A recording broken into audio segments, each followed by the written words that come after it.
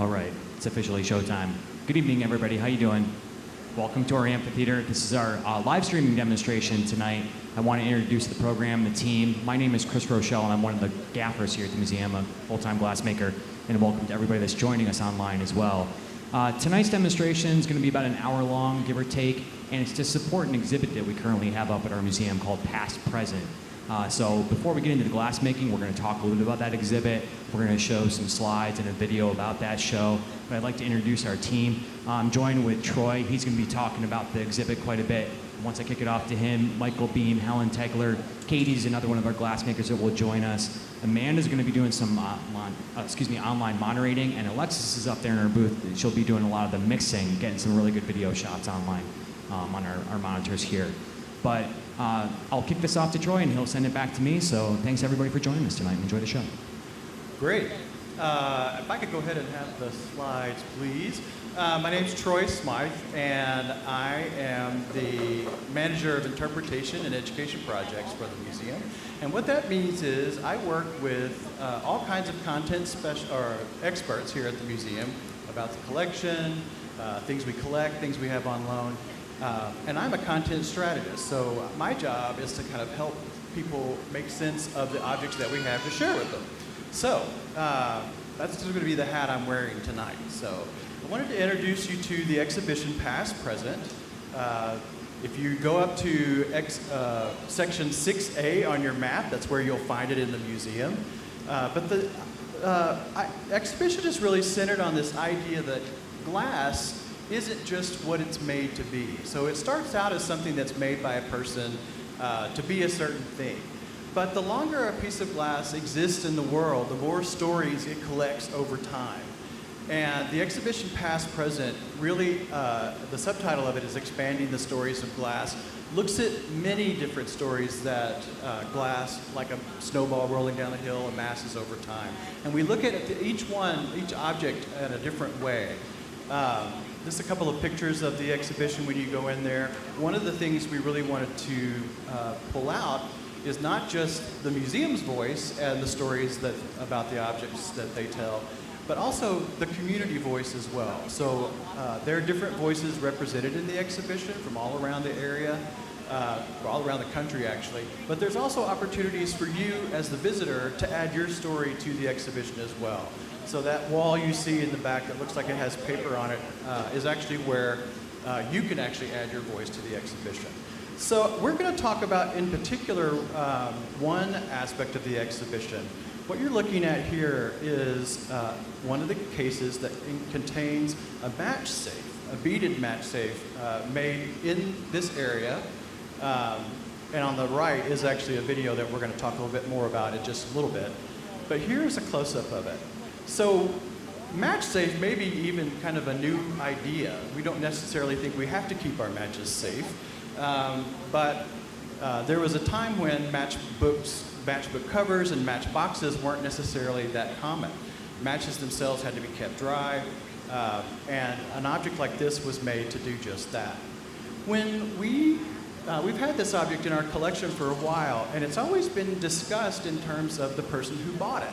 It was bought not too far from here over in Chautauqua in western New York, but that was the only lens it was ever kind of talked about it through. And as we were putting this exhibition together, we thought, well, what other stories could this object have amassed over time?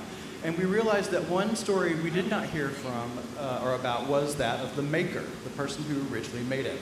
We don't have a lot of information about the person who originally made it, but what we do have is a really thriving culture and group of beaders that still work in western New York. And we were put in touch with two very, very skilled bead artists here in the area, Mary and Samantha Jacobs, a mother and daughter team. And they were able to tell us a lot of things about this match safe that we never knew. So I'm going to play you a brief video that shows them talking about the object. My name is Mary Jacobs. I'm from the Senate Nation, and I'm a member of the Code Family. I have been doing beaver since I was probably about a teenager, and I also incorporated beaver into traditional clothing and more contemporary items that you could use, like cell phones, purses, and My name is Samantha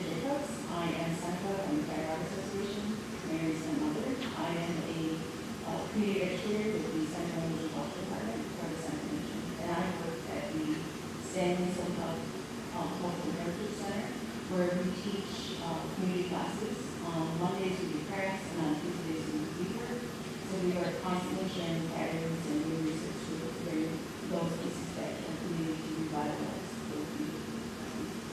So today we're here to talk about the match shape.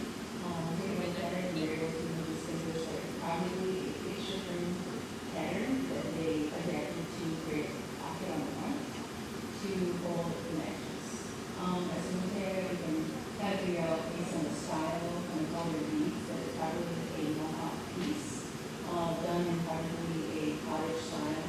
So one family member probably did the pattern, another family member did beadwork, another family member did the style. Based on the print, we can see that it's similar to a Tuscarora style with the multicolored beads on the bottom. Normally you would have seen sprinkler beads on those strings. Look at some of the different construction of the piece itself. You can tell that the pocket on the front is actually one large pocket that they then used two separate stitches with beads to make the center fold in the middle to create two pockets. So it's something as a maker we're able to look at and figure out how to reproduce that in order to make sure that it pays homage to the original pattern, but also to be able to recreate and then teach it to our own people to then revitalize this pattern to the community. We weren't quite sure what exactly this portion here on front of the pocket represents. We thought maybe it might have been stylized matches hanging out of the bundle, which is interesting because it kind of is similar to when the British Olympic Confederacy was formed, they had a bundle of arrows to represent strength. And they had shown how many to be home that's warm and to be able to keep your family protected. So they might be similar design. Back in the early 1900s, they needed to have some kind of stabilizer within the piece itself. So most of the time they used cardboard.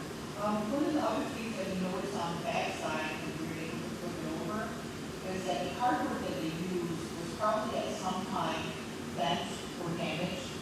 So if you look right along here, you can actually see the seam, and you can feel it. You can feel where the cardboard was probably one time it was completely flat, but unfortunately somebody probably bent that, whether it was up or down, whichever. But now it has caused a crease to be there within the cardboard itself. You should also notice that whoever did the beadwork along the edge, the stitching is beautiful. That will complement them. It's nice and even. They made it so that the beads are laid basically on the front, and all you see is just that little bit of stitching on the back. Good job. So a lot of the patterns that you find on your pieces are passed down to families. So you'll be able to take a look at the piece and figure out not only the community that it was made from, but also have an idea of which families created the piece itself.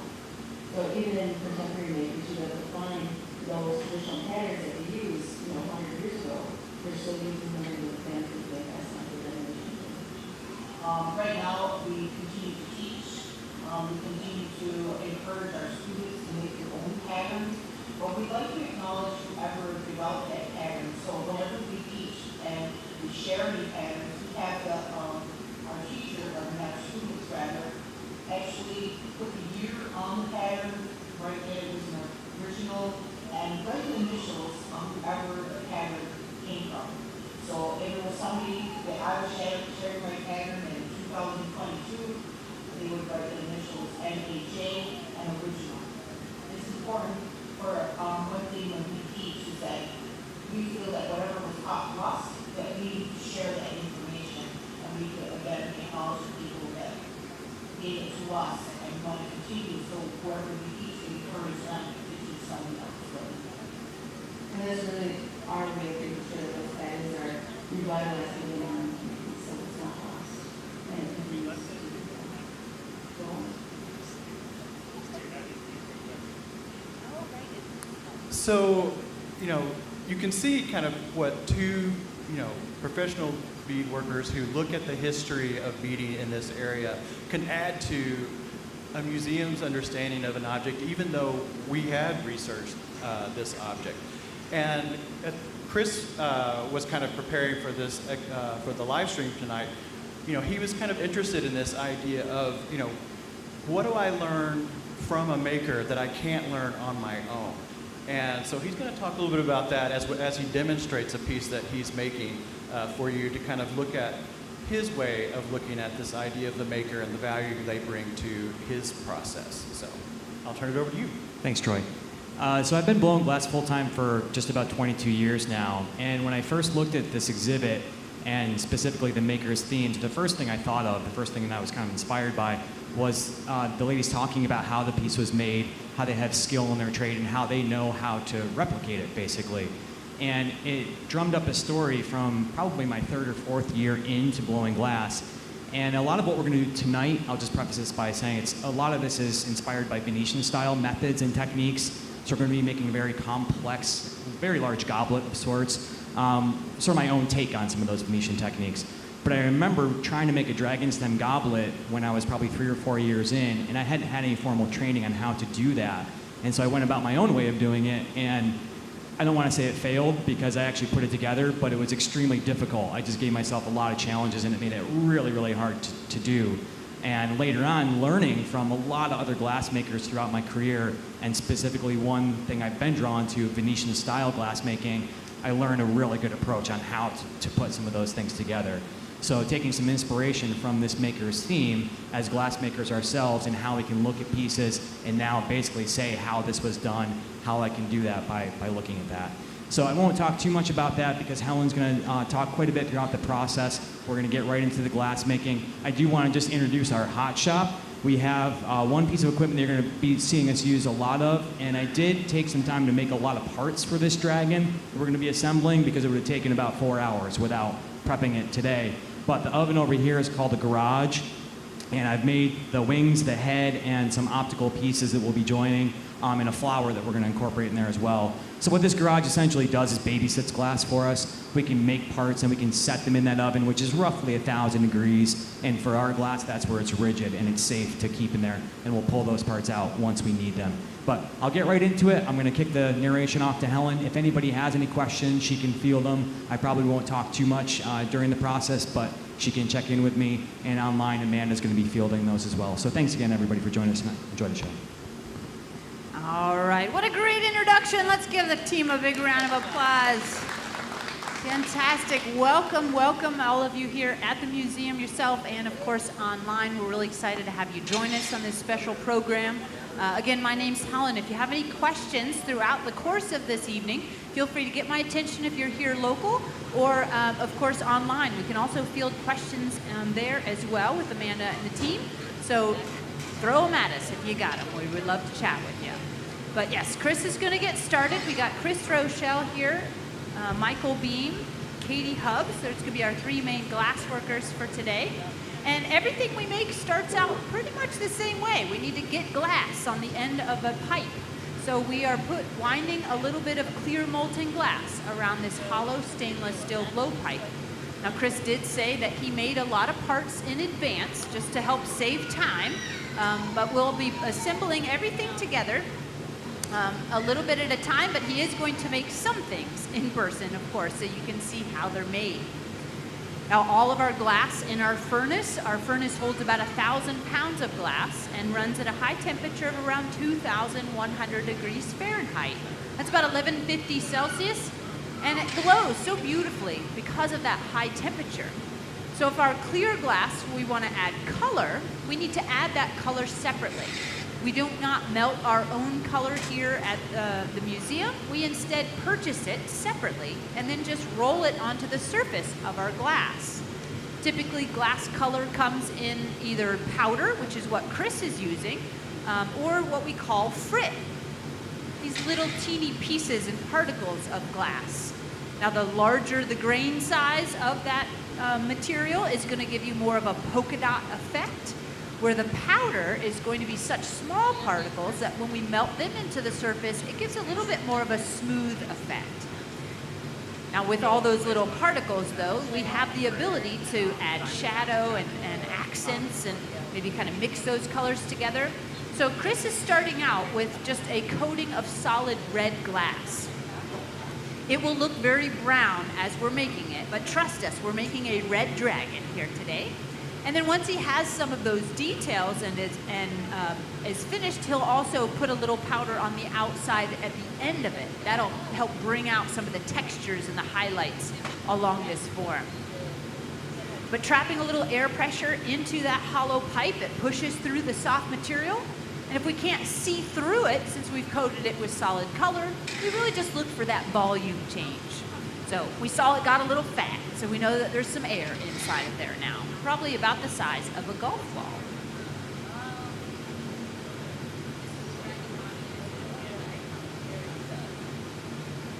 So this bubble is going to turn into the body of our dragon. Now he has already pre-made the head and a few other details for our dragon, but he wanted to make sure to give you a good idea of that sculptural aspect of making a creature like this out of glass. So you'll see Chris using lots of tools. We have our biggest one here. This is just a marver table. It's a big slab of steel. And by rolling the glass on that, it helps shape the glass, and it also helps cool the glass in certain ways. The dragon that we're going to be making has a lot of texture to it. So there's two ways, or a few ways, of adding texture to glass. One is to just grab it with tools. The other is to put it into optic molds. So Chris has gone down into an optic mold. And for those of you that are here, I can show you a big version of what he just went into. And these optic molds have various patterns on the inside. You can see we got quite a few of them to play with. But the beautiful thing about these molds is they don't really define what we make. They're just texturizing tools. So if we're making a blown vessel that has optics, we can leave those optics on the surface, blow the object out right away, and get really nice textures. So Chris is starting to segment out that bubble, squeezing certain areas, figuring out where the volumes are needed for the body of our dragon. He twisted everything pretty tightly as well. And I think we're going to add a wrap around the outside. This is one aspect that is somewhat traditional to the traditional Venetian goblet that this is styled off of. Now, one conversation that Chris and I had as we were preparing for this, he did say that when he first started doing these dragons, there are traditional styles, and then there are the versions that we make for our own. And I think that really speaks to even the show that we were talking about, the past and present. It's taking that information and that imagery and inspiration from an object, but shifting it in a way that you can learn the techniques and then develop your own voice within those techniques. So Chris is doing a dragon that's not necessarily traditional to Venetian style, but highly, highly influenced by it. So we've set up this other fun tool. This is 2 sets of wheels here, this roller wrap machine. Now, if those wheels are in line and you put your pipe on there, it's just going to be able to turn it really quickly. But if you offset those wheels slightly, then the pipe will travel as you're spinning. So it's kind of like the old typewriter styles. It always hit in the same place and the paper kept moving. So we're going to be able to attach a wrap very evenly distributed around the surface of that bubble by using that roller wrap machine. And we can set the distance to either have it really touch really closely or be very thin, delicate line. Oh, I love that. What a great visual. All the way up. It's the same exact color we're putting on the surface as what we added. That was some great teamwork. That deserves a big round of applause. Very nicely done, Katie. So exact same color, but you can see what a difference it is when it's hot and when it's kind of hot. So we can see that glow of the material, kind of identify where the heat is in the material, especially on opaque forms that you can't necessarily see through. If you start to see an area get hot and glow really quickly and then lose that glow really quickly, that's a pretty good indicator that it's thin glass. Where if it's something that takes a little bit more time to get it to glow and then that glow seems to hold on to the piece for a while, that would be a good indication of thicker glass. So reflecting its heat energy based on its thickness. Now we have our reheating chamber here, and this is how we do a lot of our reheating to soften the glass as we work. Because that's really what glass making is all about. You get the glass hot where you want to change it, and you keep it in the colder ranges where you don't want it to move. 1,000 degrees is considered fairly cold for glass, and it is very rigid at that point. So we need to be careful not to go too much below that 1,000 degree range, or we run the risk of causing damage. But with good heat, it's got nice flexibility. Chris was able to get a good curve out of that body. And another thing you might notice as he's building this whole thing together as well is that traditional styles are generally rolling the pipe back and forth, keeping things centered the whole time. But as soon as you start creating things off-center, it changes a little bit in the way that you approach that glass. So as he was holding on to the tail bit, he was letting the belly kind of sag. So we're using gravity. We can use gravity to elongate or compress forms, or just kind of use them to create lovely curves. But you have to set up the temperatures to get just the right curve as well. So back and forth quite often you'll see into that reheating chamber. We have a lot of people wondering about how we see inside of our furnace. It's such a unique and fun view here at the Corning Museum of Glass. And it's not brought to us by a high temperature camera, but rather a specialized type of glass. There's a tiny little window in the very back of that unit. And those of you who are on this side, you might even see the little black square inside. Now, standard windows are made of soda lime glass, and that's essentially the same kind of glass that we're melting. So if we put a standard window in that reheating chamber, it would have just melted out of the back. Instead, we've added what's called fused silica, specialized glass that has a very high temperature resistance, nearly 4,000 degrees, and is very optically clear. So changing the chemistry of that glass gave us the properties that we needed to have a temperature resistant, nice window to peer through with our camera. So there Chris is adding some more color. The first layer of color that we added, we just rolled it through that form. But now that the form is a little bit bigger, it's got all that texture on the surface, if we were to just try to dab it in there, it really wouldn't stick evenly. We're not able to get the temperatures we need either to get that color to really stick to the surface in that fashion. So instead he dusts it with the strainer and then doesn't heat it in all the way. So this is going to add a really lovely tactile quality, even beyond the texture that we added with that rack. I think he was, on some of his earlier practices, he was also adding a darker color just to kind of add shadow. So we'll probably add a little bit more as we go along.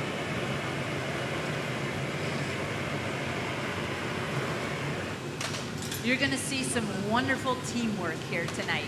And it's so much easier to make complicated forms like this with good and talented assistants. You often see glassmakers work at least 2 people together, but you can assemble a large team of maybe 20 people if you had a really complicated project. You're going to watch Katie over here start to pull the parts out of that garage and delivering them to Chris. And everything has to be handled very gingerly. The critical temperatures that we hold the glass in that babysitter, if we pull it out of that babysitter too quickly, it can end up shocking the glass and breaking it. So Katie will be going back and forth. Look at that, beautiful. And pulling things from the storage area, putting them over the flame for a few seconds, and then introducing them over to our reheating chamber to get them nice and warm before we bring them to Chris to assemble together. You'll also see Chris using a lot of torch here tonight. We've got 2 options when we want to stick things together. One, you could just add a blob of glass like glue and stick your thing into that blob of glass, and sure, they'll stick together, but then you got all this blob of glass hemorrhaging out from underneath your beautiful object. So a much more refined way is to use this torch. Just spot heating specific areas, making 2 pieces of glass hot enough where they want to contact that they'll bond and have a nice strong connection. These these torches are both gas and oxygen, so they burn really hot, really efficiently. And Chris has even downsized. We usually have a slightly larger torch that we use here at the in the amphitheater, but he wanted an even smaller torch to be able to get into even tighter little details, because this particular sculpture has a lot of details. So there's our beautiful flower. And I was watching Chris make these flowers earlier, and if you look really carefully, they're kind of two different cones stuck together. These were originally two bubbles. So he blew a tiny little bubble, broke the tip open, and then cut into the sides of that bubble to flare open the petals. Then dropped a little extra pink color on the inside to give that lily-like effect on the inside. Once he had two of those little tubes or little shapes, then we were able to stick those together to create that final flower. But a really, really lovely technique. It makes for really nice, even petals. A lot of glass makers make flowers, and it's really interesting to see the different approaches that people have for that sculptural object, whether it's made from solid glass or hollow bubbles.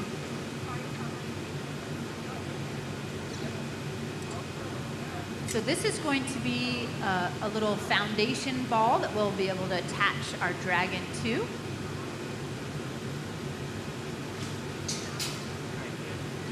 And hopefully this isn't too much of a spoiler alert, but this is essentially what we're going to be building. This was the practice one that he did over the past week. So you can see right now we're working on that. I'm not sure actually which one this is. It's the top one or the lower one, but it's the dragon stem. I'll put this a little closer here so you folks can see it.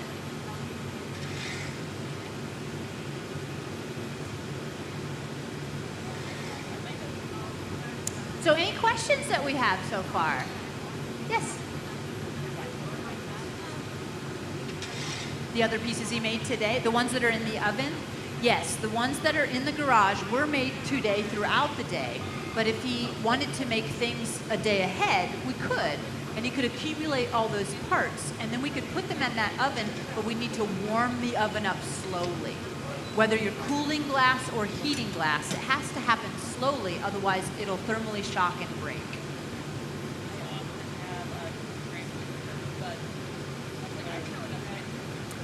Yes, exactly. So if we wanted to make something that was really complicated, that would take hours and hours and hours, instead of trying to do it all at once, he could just kind of keep making petals and parts and let them cool down and just get a whole box of stuff and then bring it all back up to temperature when it's ready. Absolutely. And that's a very common approach, actually, when you're looking at very complicated sculptural work. And it gives you the ability to maybe take those parts and do something else with them before you bring them back into the hot shop. So if he wanted to take one of the wings and maybe carve into it and make a texture or a design with cold working. Cold working is just approaching glass in a cold state, usually with grinding equipment made of diamonds or silicon carbide. So you can do a lot of cold working and then bring those parts back and warm them back up.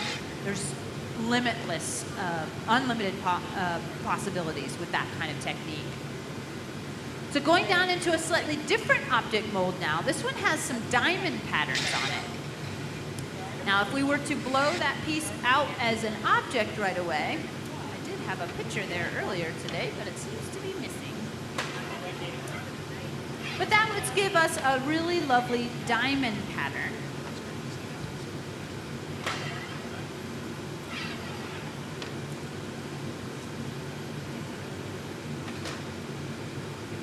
So the first one he made was just a plain foot, but this one looks like we're going to go for the textured foot. So we got a nice starter bubble. It's kept nice and hot. Katie brings it out, lets it drop onto the base. We do this hot method so that we have a true strong bond, and then also it can be cut free. Very nicely done. Let's give him another round of applause. We'll keep that encouragement going. It's towards the end of the day. Fantastic, thanks. So this blown foot, this is another very ancient technique, and you'll see very commonly in Venetian-style goblets.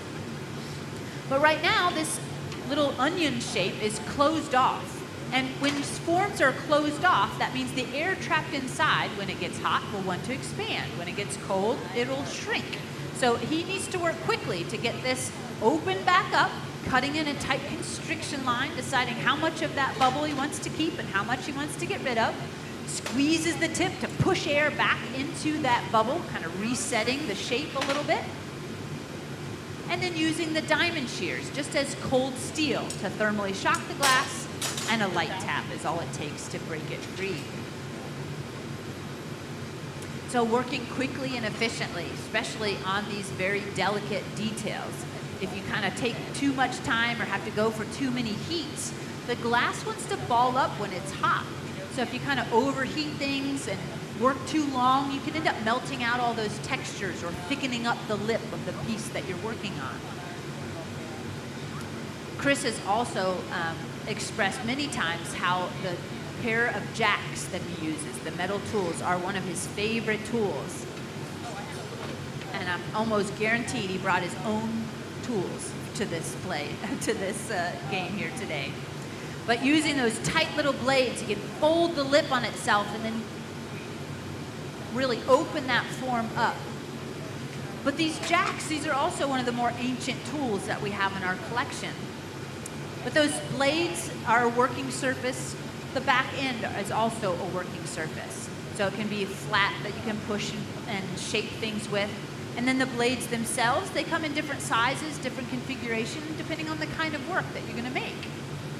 If you're doing a goblet like this, like Chris, you got tight, tiny little blades that can get into tight corners and not have a lot of metal that's robbing heat away from the material as you work.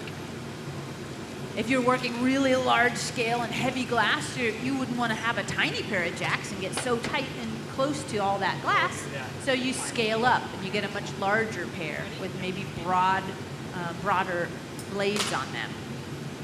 But all of the jacks get a bit of beeswax added to them, and that keeps them from sticking to our glass and riding over the surface a little easier. Michael, I hate to say it, because now you got it out. Essentially, hot things stick to hot things. So if a metal tool gets too hot, touching that glass, it'll start to stick. We have to warm up the tips of our pipes to even have them warm enough to get the glass to stick to them. So that bit of beeswax just helps from getting those jacks stuck to our piece. It's a beautiful foot here. Now we're going to trade this over onto another iron called a punty. I believe that's what Katie's working on here. There's a lot of tradesies with this particular piece, back and forth, flipping things around. You really have to think ahead on how you set up the direction of everything and how everything comes together way in advance of putting it together. But in order to break glass away from one iron and transfer it to another, we just need to weaken the glass slightly by putting a constriction line we call a jack line. So on the far face of that, there is a tight constriction line. Chris is also going to cut in a little constriction line here, so ultimately it'll separate at that line and not the joinery line where those two will touch together. But these tight constrictions narrow the glass down, give it a good direct place to be able to thermally shock, and if all goes well, we can contain those breaks only within those jack lines. But that's another thing that takes years of experience to build up the experience and understanding, to have the right shapes on those jack lines and the right delicate nature to get them to break easily. Look how easy that broke. Nicely done. You can give him another round of applause. Absolutely.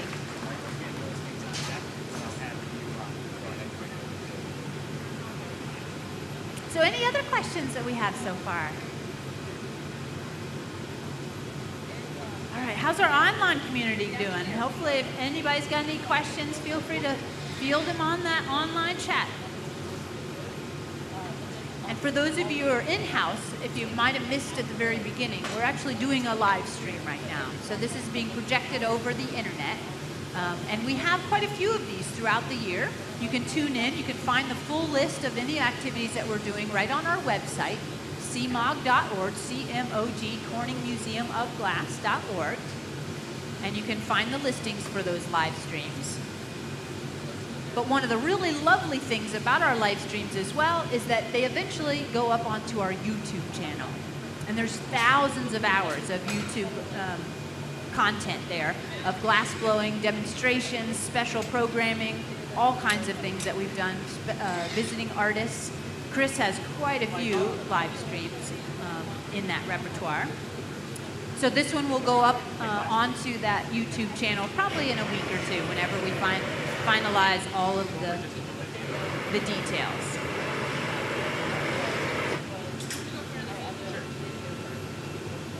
So this is going to be the foot. That means we need to start building our leaves on the bottom of that form. So Katie's got a paddle.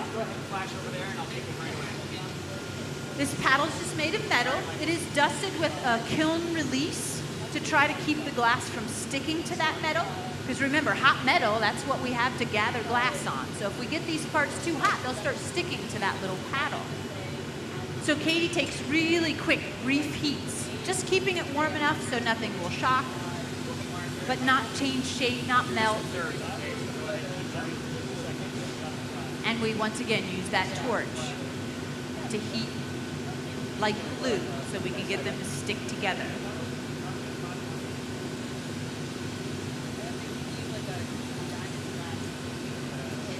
Those little leaves were just, yeah, you can clap, don't be shy, absolutely. It's like magic while I'm watching this, I love it. But those little leaves were also made by taking small gathers of glass on a solid iron, rolling it through green powder to get a really lovely green color tone to it. And then he flattens the little bit and uses a butter knife to incise all those little lines in the leaves. So let's go ahead and keep the dragging. Yep, we'll do a little do-si-do with it.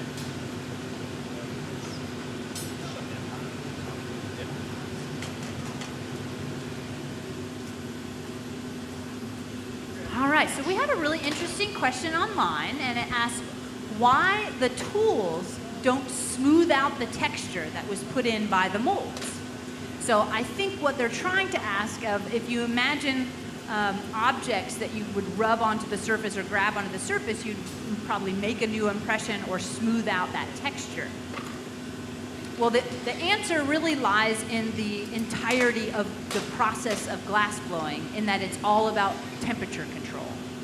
So as we're working with these tools, as Chris grabs hold of that little leaf, we have it in a temperature that the object itself is the right temperature to not crack, but it's not hot enough that it's soft enough to take an impression. So if we did get it too hot, then he grabbed it with the tweezers, then absolutely, it would smooth out a texture or most likely add an additional texture. And when we were working with the blown foot itself, part of the key to keep the texture with using these molds is also in the setup. So a lot of beginners will go into those molds not hot enough. So you might have a little wiggle and you get in there and you pick up an impression, but it's not really going to pick up a strong impression. And the core of your bubble is a little colder, which means in order to get it moving and blown out and assembled, you need to overheat it to get it malleable again. Skilled glass workers go into the mold nice and hot. So the core of the bubble never loses that heat. You chill the texture into the surface, and then you're able to have enough core heat to stretch and move and manipulate that glass, keeping that texture prominent on the surface. But really great question. I really appreciate that. Thanks so much. So here we go, some fancy back and forth. They're doing some tradesies. Again, all about temperature control. So Katie's going for quick flashes of heat just to assure that nothing's getting too cold. Chris is starting to heat up the region that they want to attach the two together. So every time they trade, he just adds a little heat right to that connection area. When he recognizes the right timing and temperature, then I'll have Katie come around the other direction and they'll stick the two together. Chris is really good at identifying the good timing for this kind of thing. Yes?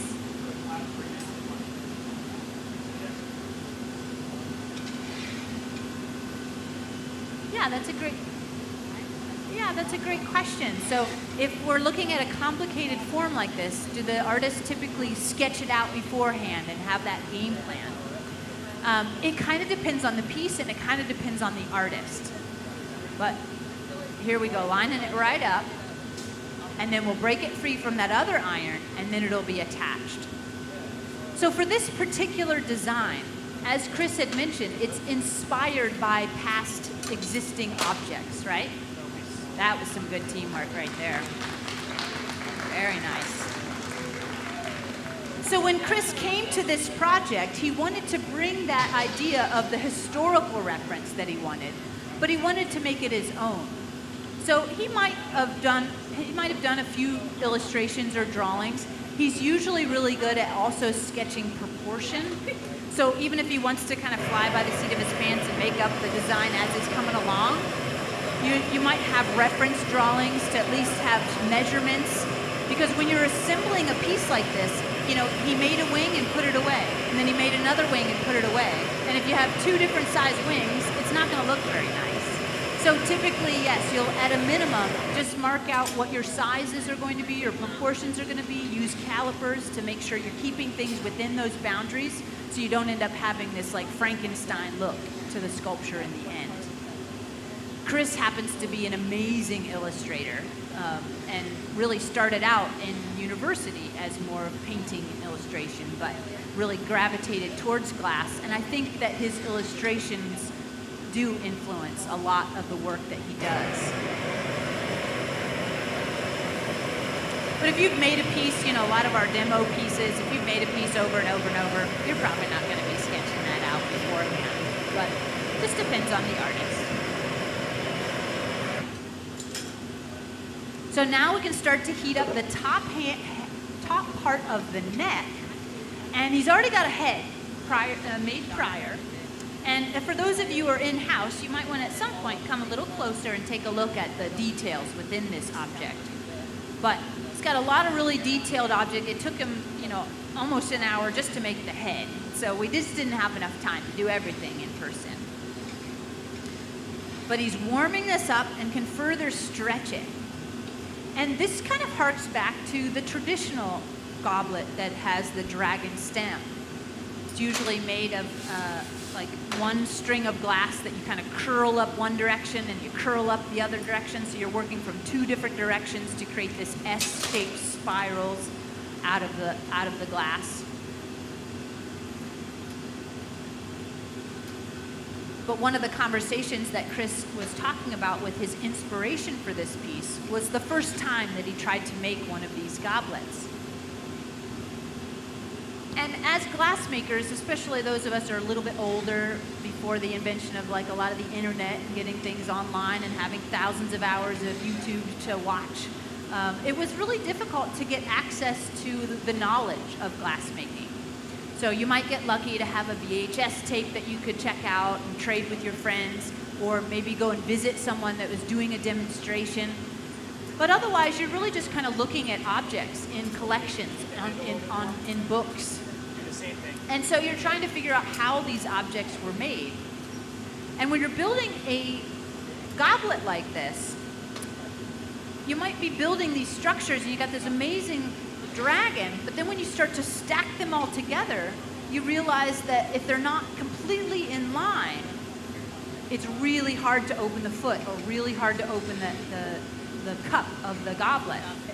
So as he's building this entire structure, he's also trying to think of balance points. And the story he told of the first goblet he made, he struggled so severely just because the angles were a little off. And so when you go to drop that foot and it's no longer centered and you're trying to open it up, you're just like hula hooping around with this thing, it's a big struggle. But now he's making it look way too easy. Years of experience figuring out where those balances need to be. And adding, once again, just a touch of powder. If the powder doesn't get melted in completely, which if he tried to melt that in completely, he'd lose that structure, he'd lose that texture. So he's putting it on the very end and just giving enough heat to kind of make it stick, but it'll have this really lovely kind of velvety texture to the surface. That'll change the way the light transmits off the surface of the glass and give a really beautiful depth to this object that wouldn't exist if it was all just shiny glass.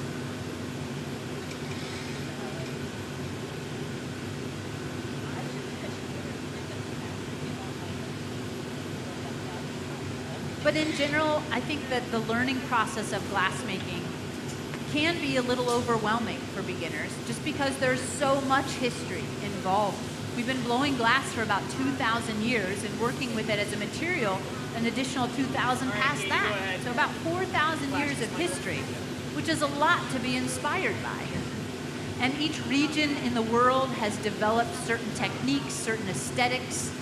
And so we're in a really lovely time in history that we have resources, just unlimited resources to be able to look at for inspiration. I think the hardest thing is trying to find your own voice within that material in the context of 4,000 years of history and technique.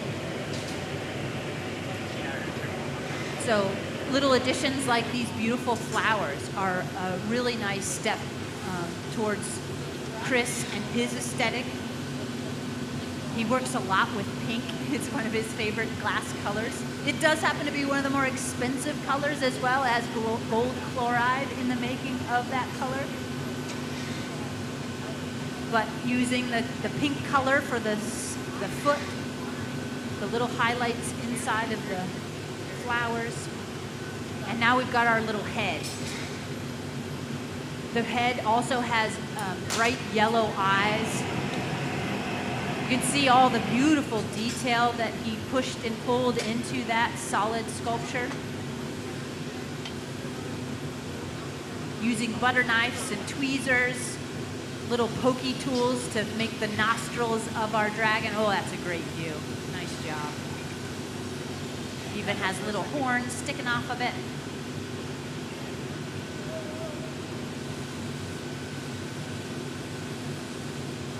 You can see how spot heating very specific areas, only the areas you want to stick together, stuck together.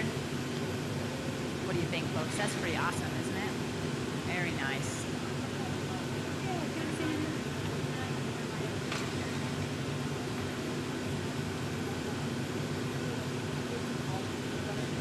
Another nice thing of using those torches is now that joint that he connected to that is the hottest part. So he still has a little time to be able to adjust it, and remember, looking for those balances. We don't want to stick the cup in the middle of the dragon's face. We want to stick it on the top of his neck so that we can see that beautiful face. They're left and right in the garage. I'll do the left one first, but give me just a second. So now that we've got the head attached, I heard them talking about working towards the next part, which is the wings.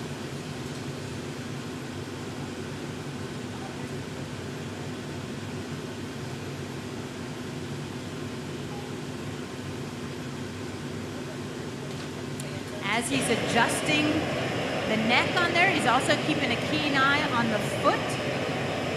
We try not to get the punties hot enough that they're moving around and making things off center, but sometimes that can happen in the course of reheating and reheating and reheating.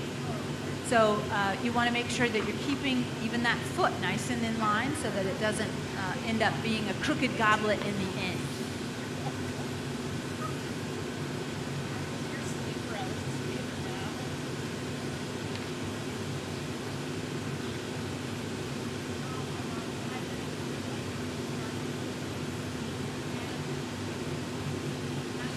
He even went so far as to put tiny little black lines in those eyeballs. I don't think that they've got... Oh, he does have black lines in this one too. Practice one. Any other questions that we might have out there? Hey, Michael, can you get the left wing a good flash there? Bring it over here. How does the color stick to the glass? I'm sorry. They're a little loud up here. Let me come up a little closer. All those torches and air hoses, I can't hear you.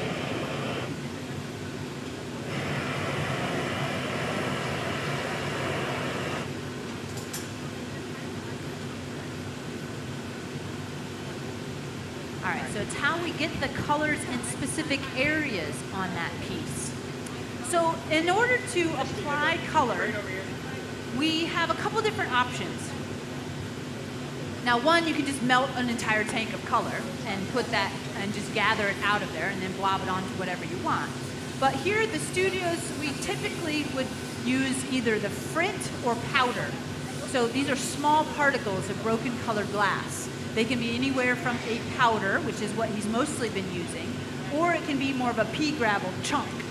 So as you roll your hot glass through it, it sticks to the surface of that bubble or solid blob of glass and melts in and imparts a color layer. So if you want to have colors in very specific places, you can either, if you had a bubble, you could maybe put one color on the top of the bubble, another color on the bottom of the color as you roll through it. Or you can do things like this, where you're adding additions to that object.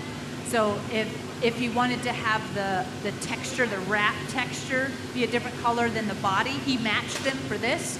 But if we wanted that wrap to be a different color, we could have just rolled it through a different color and then attached it to the surface. So it's all just about pre-planning and figuring out where you want different colors to be. But the frit and the powder is going to be the easiest way to kind of add color to the outside of various sizes and shapes. The only trick is it has to be hot enough for it to stick. So if he were to try to roll that foot in color at this point, it's too cold. We'd never get it hot enough. The color just wouldn't stick. But the other way that we can work with color is bar color. It's the exact same material as our frit and our powders. It's just sold to us in bigger chunks. And if we want to start out with this, we would just break off the appropriate amount, warm it up slowly so it didn't explode, attach it to the end of a blowpipe, start melting it in so that we can make our starter bubble out of that color, and then gather all our clear glass on top of it, blow out our form, and this would create a very thin veneer of color on the inside of that bubble. So with that use of the bar, you would get really smooth and even color. And if you stack maybe one color and then you coat it with a different color, you could have an inside and an outside that look different. Just depends on where you add it to that bubble and whether it's opaque or transparent.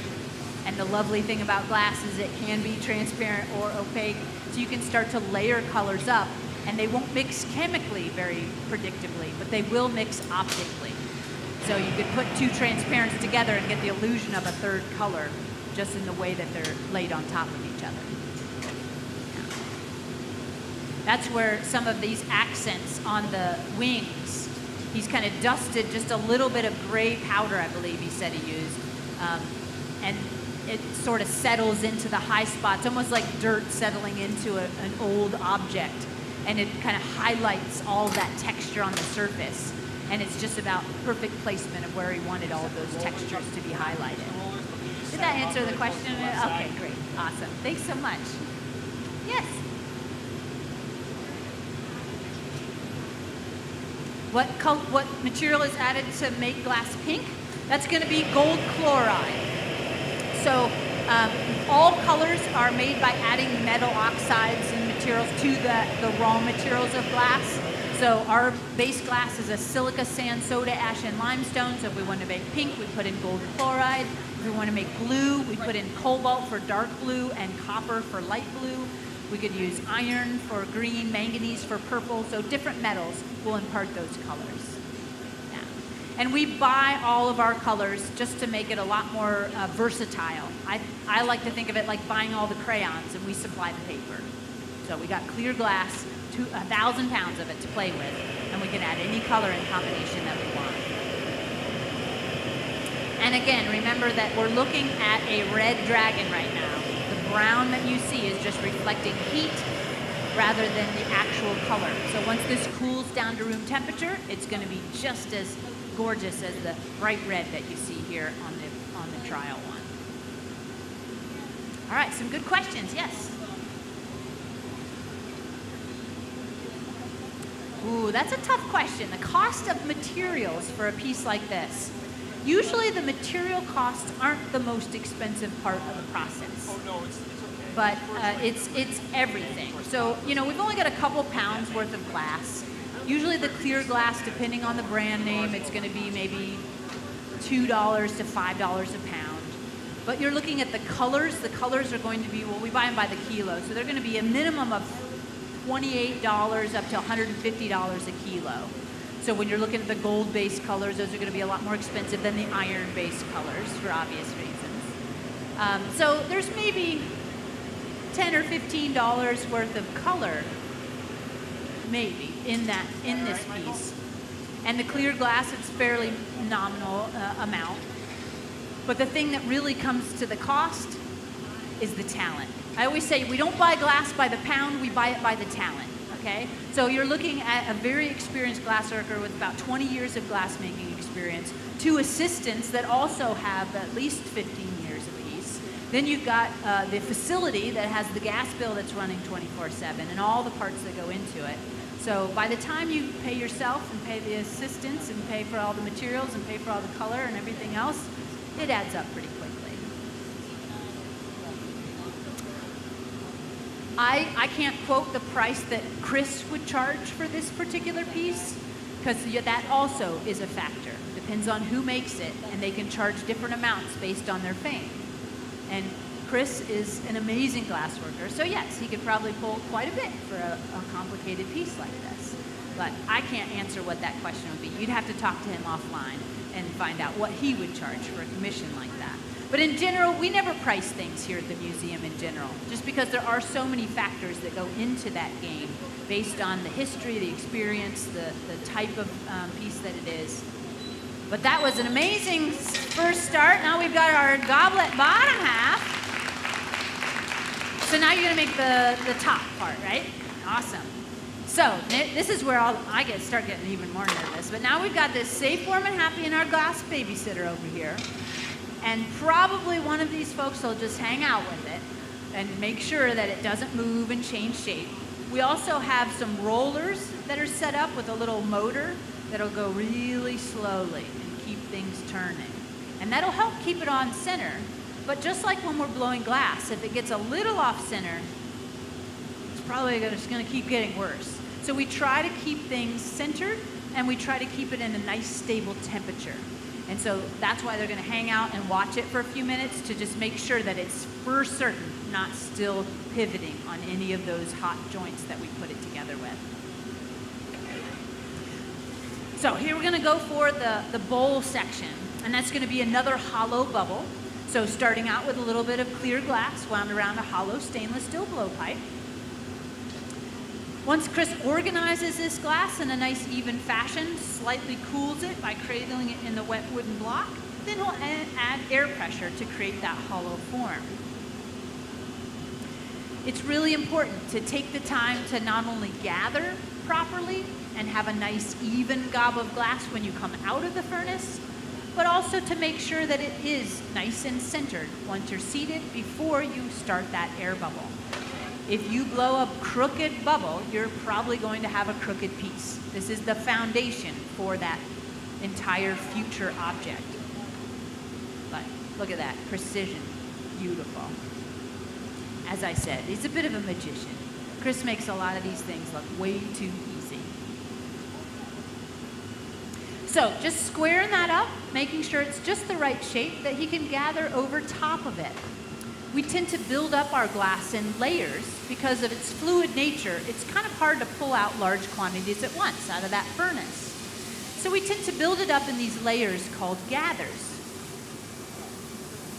Now to make it easier to add another liquid honey-like layer on top of the first, we cool the first layer down. Let it stabilize. He's using compressed air to just cool it a little quicker. It's kind of like waiting for paint to dry, just making it go a little faster with a fan on it. And you can see how it's lost a lot of its glow as well. So we know that it's a good stable temperature. And now we can go in and wind more glass right onto the surface, with one, without losing all of it back in the furnace, and two, without collapsing that bubble.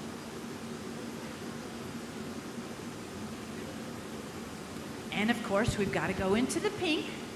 So here we've got a nice tray full of little chips of that beautiful pink cranberry glass. So you can see how they coat the surface pretty directly. But once you've coated the surface, there's no more will stick.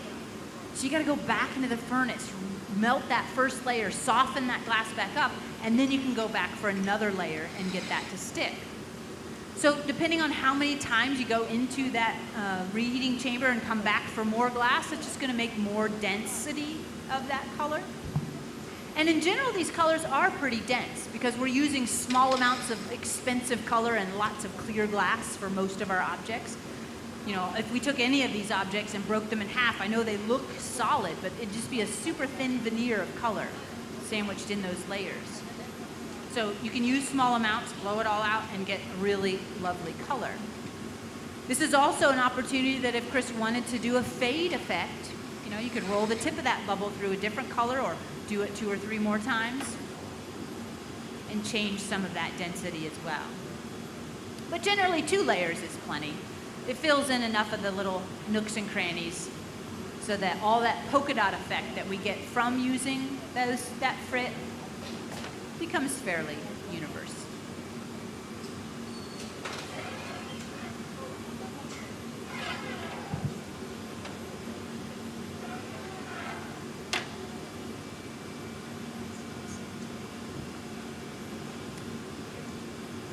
Are you making this one a textured too?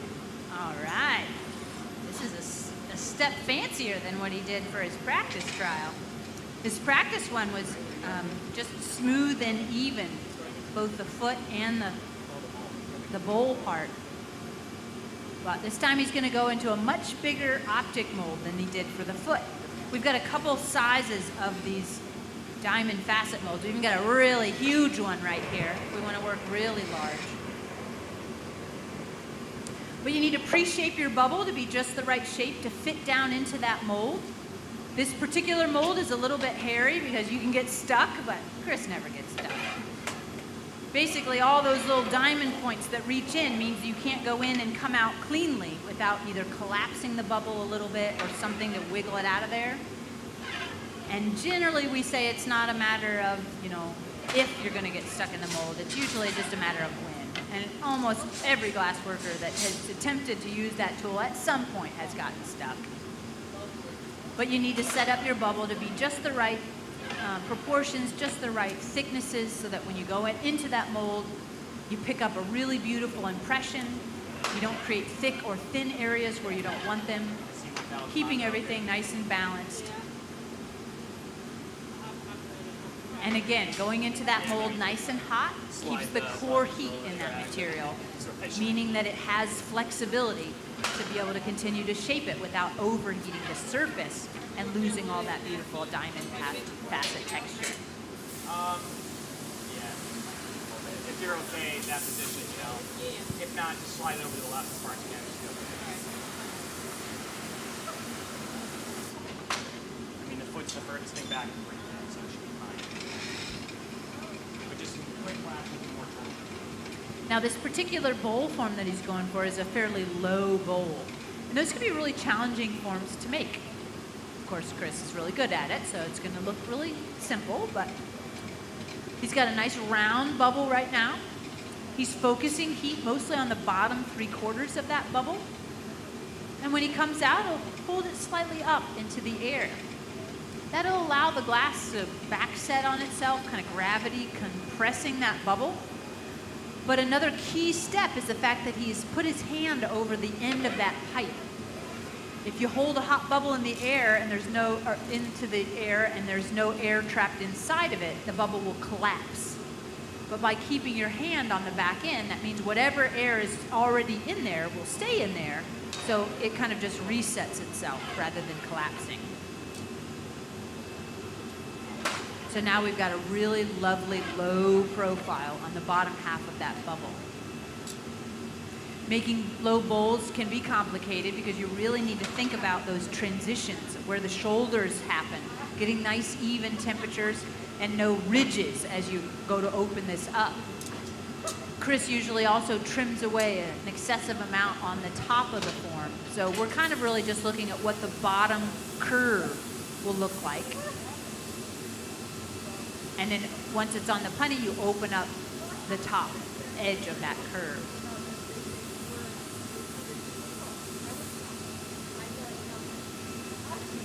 I think I'm going to like this textured version. This is going to be a really nice addition. Have a lot more light dancing around that piece.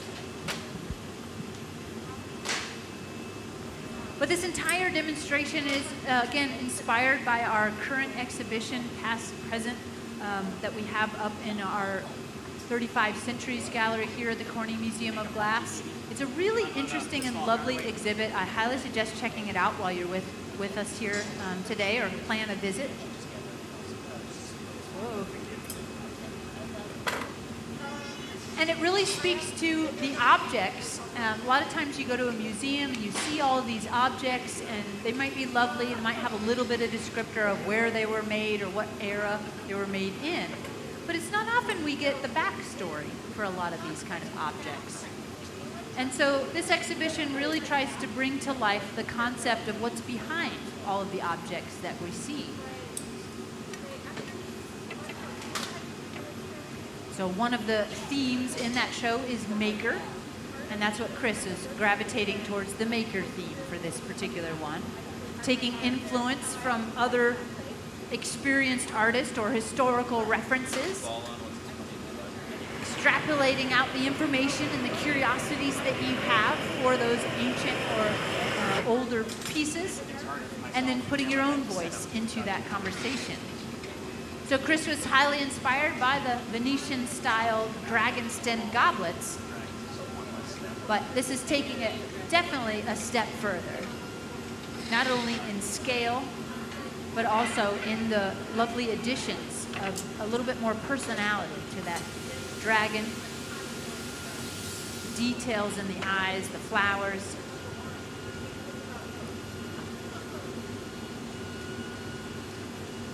Reattaching a punny so we can break it off the original blowpipe. Accessing the top half of this form to be able to open it up.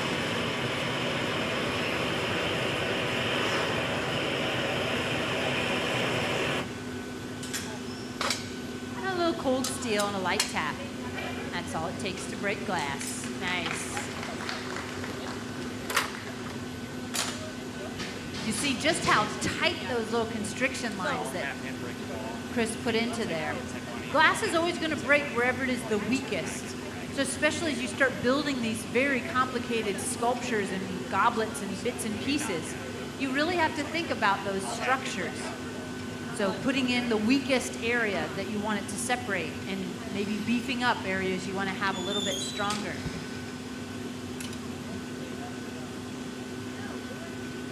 Once I get this open, Michael, I'll have it bring you inside money for me, so that rubber grip recorder, the spiral arch one with the tape, just give a quick quench in the water, scrape it off the water, look it straight down.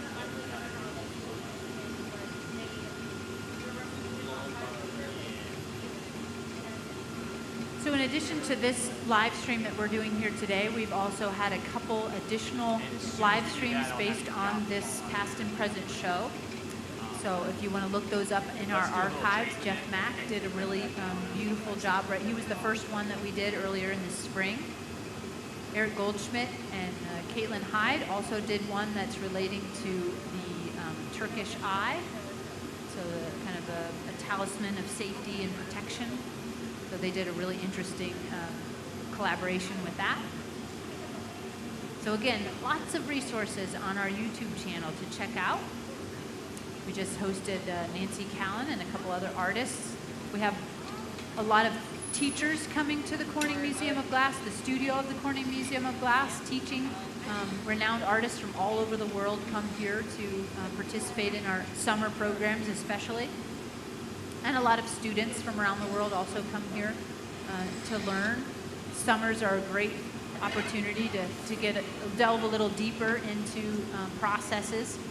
But we do offer classes year-round here at the museum, anywhere from a very beginning 45-minute experience as a make your own, all the way to more intensive classes that could meet once a week or a weekend or 1 week out of the year. Look at that, extreme trim, very nice. You might have noticed that Michael was holding a paddle up there, and he wasn't doing anything to the glass. All he was doing is offering a kindness to Chris, hovering a paddle between your thumbnail and that intense hot material.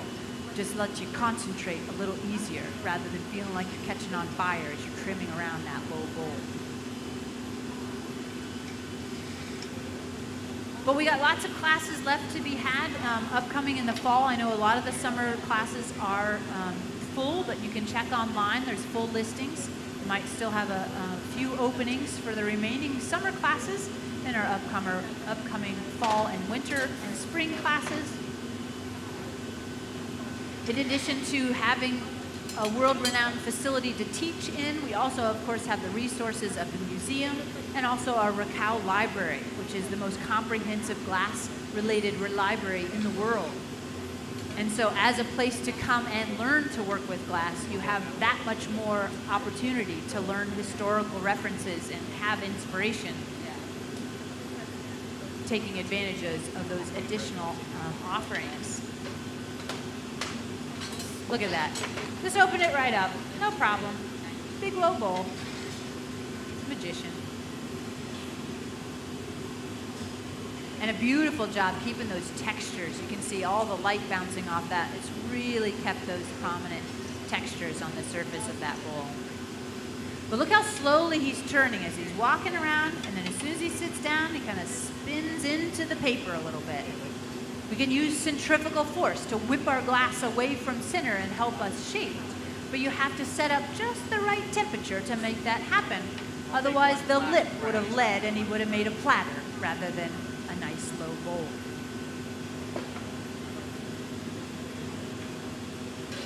You can even see, I know he's spinning kind of fast, but you might even notice where that diamond pattern, when you go down into the mold, it kind of pushes the glass color a little bit away from areas. So it's almost like each little diamond is now almost clear with that very subtle transition of density in those colors.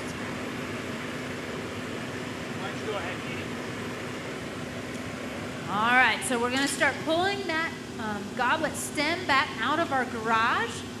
So Katie will warm that up slowly over the fire. That garage is designed to have flame only on one side. So we kind of consider one side a hot side and one side a cold side. It's all around 1,000 degrees, but just a little bit different. So we store things on the cold side and pull them into the hot side when we're ready to pull them back out, and often hover them near that flame to get them as warm as possible before we pull them out. If it's too low of a temperature and we go to reintroduce it to the intense heat of the reheating chamber, that could cause some thermal shock. So taking your time to warm things up properly. But here's where that forethought of how you're going to end up putting and assembling a piece together really comes into play. We're going to do an inside punny here. So they stripped off the excess glass and then rolled it on the dirty floor. That left a little bit of crud on the very tip of that punty. That will hopefully be just enough crud to help it break free, but not too much crud that's going to leave evidence of it on the surface of the glass.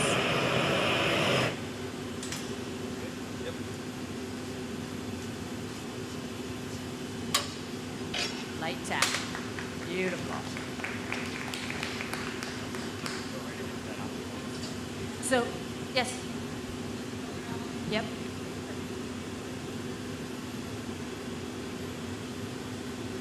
Yeah, it's a lot easier not having to fight around that thing.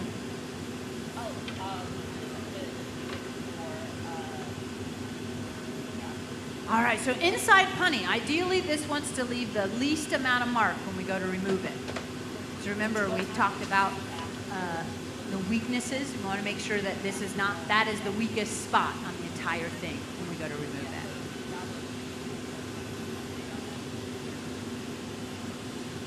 So Katie's getting this all warmed up.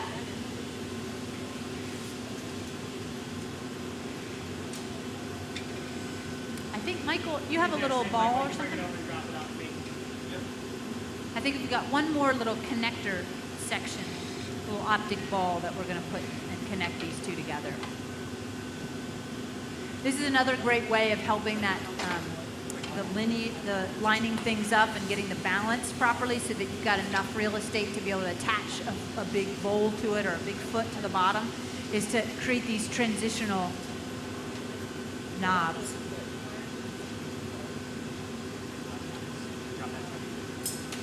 That was also using a straight-walled optic mold to create all those textures on the sphere itself.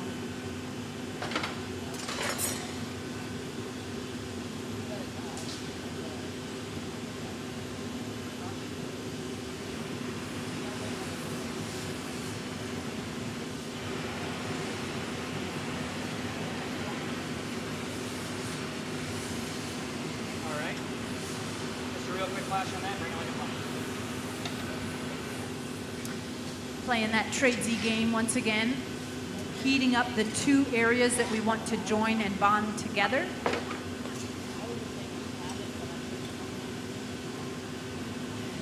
These torches were originally designed for flame working. Mounted on a table, you can introduce tubes and rods into that flame to create small objects or large objects.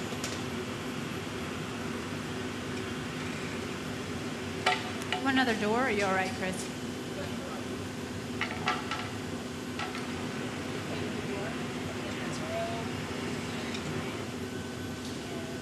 Just give me about 1 minute, Katie.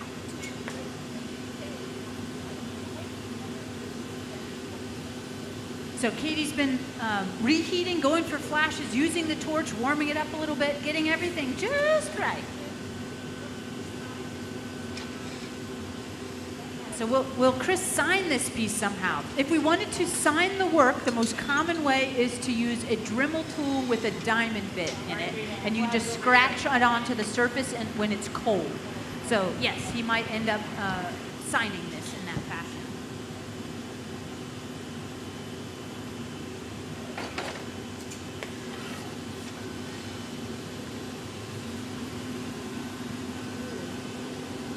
Let's do one trade. Flash that.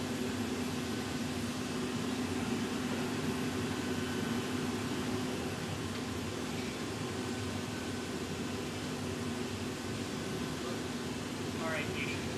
Let's do it. Ready? Yeah. Nope, quick flash on that.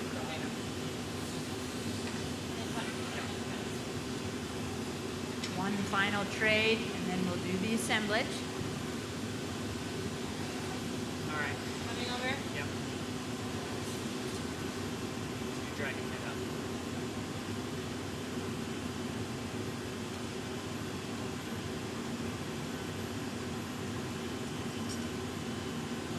Beautifully lined up.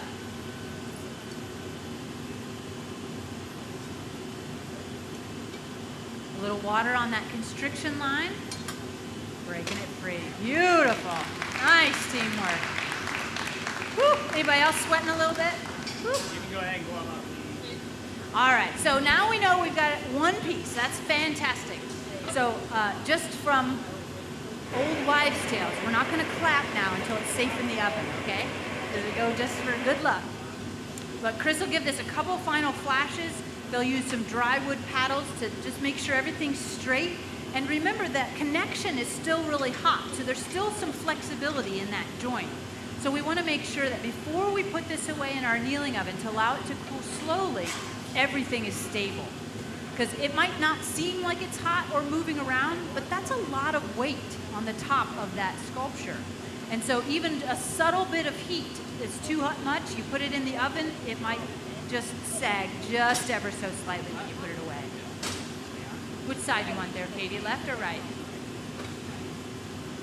Right? Okay. So we do need to let everything that we make cool slowly under controlled conditions, especially with soda lime glass that expands and contracts as it heats and it cools. So if you leave something out too long, it will cool unevenly, thick and thin, shrinking at different rates and cause cracks. Sure. But if we put pieces into a controlled environment and allow them to cool slowly at a rate that the thick and the thin, the big and the tall and the small will all shrink together, then they'll survive that cooling process. So Katie has put on some protective gear, including Kevlar gloves, which are heat protectant gloves that allow us to grab hold of glass. Got a nice face shield on to keep the eyebrows from burning away when you reach your head into a 905-degree oven. Woo! Look how easy that came off. A little torch on anything that might be a scar mark on the inside, and then away in our oven it goes for safekeeping. Amazing. Let's give it up for Chris Rochelle. I never got to see that original goblet, but that one is amazing. Very nice. So we will again have this up on the live stream, and we will also have a picture of that final object also on that live stream. So you can come back and check that. It'll take maybe 2 weeks or so to get it up online. But thank you so much for joining us here in person and online. We hope you enjoyed this demonstration and a little inside view to our past and present exhibition. Have a great evening, everyone.